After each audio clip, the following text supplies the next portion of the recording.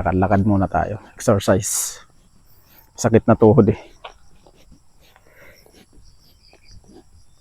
Lagi na lang nakamotor. So kailangan natin maglakad-lakad yan. Yan. Tahimik ang paligid.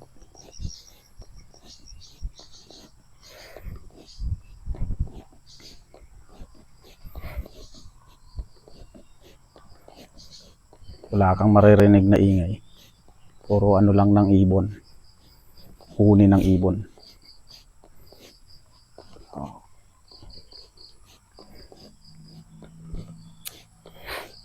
Yan.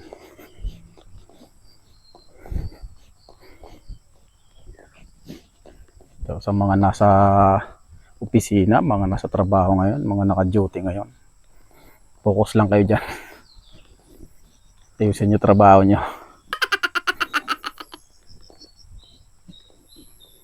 Ganda dito. Oh.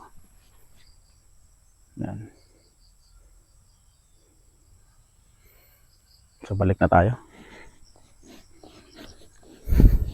Kunting lakad-lakad lang para ma-exercise yung tuhod natin. Kahit tumatanda na.